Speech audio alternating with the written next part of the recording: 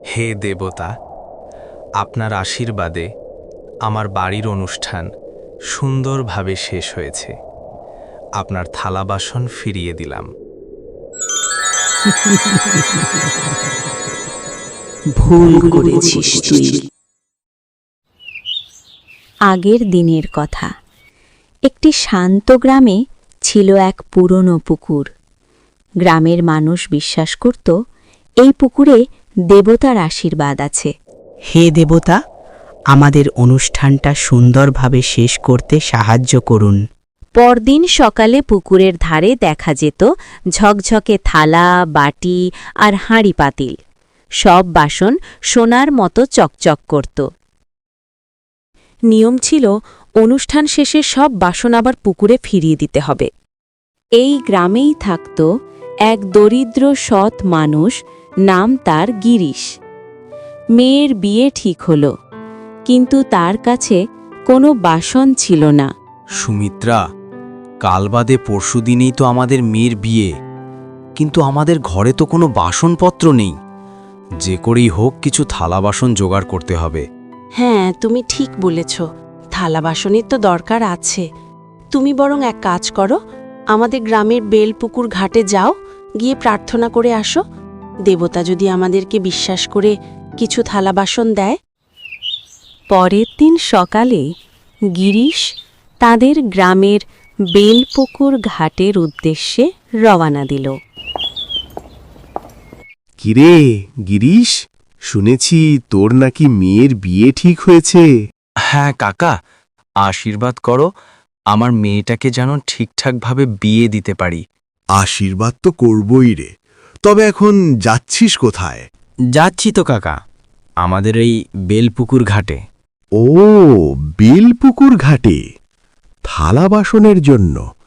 তবে থালা বাসন আনবি তো ঠিক আছে, এটা মাথায় রাখিস, থালা বাসন যা যা আনবি সব যেন আবার ঠিকঠাকভাবে দেওয়া হয়।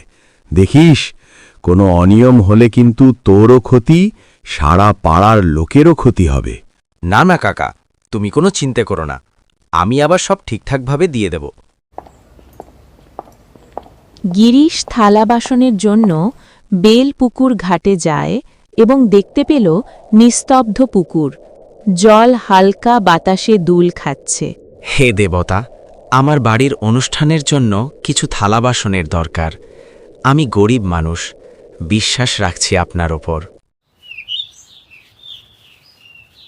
পরদিন সকালে গিরিশ দেখতে পায় পুকুরের ঘাটে সোনালি থালা বাসন চকচক করছে।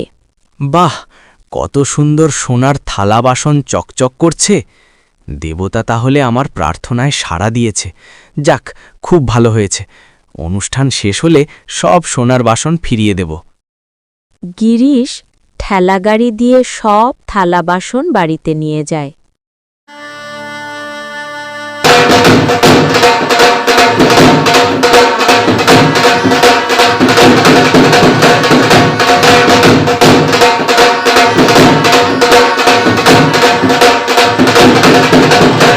বিয়ের অনুষ্ঠানটি খুব সুন্দরভাবে এবং কোনো ঝামেলা ছাড়াই শেষ হল।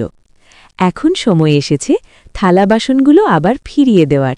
সুমিত্রা, বিয়ের অনুষ্ঠান তো মঙ্গলমতে শেষ হলো, এখন থালা বাসনগুলো ফিরিয়ে দিয়ে আসতে হবে। হ্যাঁ, ঠিক বলেছ। তুমি সব থালা বাসন গুনে গুনে সুন্দর করে গুছিয়ে নিয়ে দিয়ে এসো। আমি অন্য কাজ করছি। আবার দেখো কোনো বাসন যেন ভুলে না থাকে। না না, সব ঠিকভাবে হবে, তুমি কোনো চিন্তা করো না। 1 2 3 4। এত সুন্দর সুন্দর থালা বাসন, একটা যদি থালা রেখে দেই কেউ তো আর জানবে না। একটি থালা লুকিয়ে বাকি সব বাসন ফিরিয়ে দিয়ে আসব। অনুষ্ঠান ভালোভাবে শেষ হলেও গিরিশের মনে লোভ ঢুকে পড়ল। সে একটি সোনার থালা লুকিয়ে রাখে আর বাকিগুলো পুকুর ঘাটে নিয়ে যায়।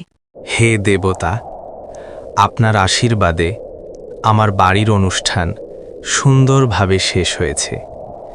আপনার থালা বাসন ফিরিয়ে দিলাম। এ কি, পুকুরের জল এত কাঁপছে কেন?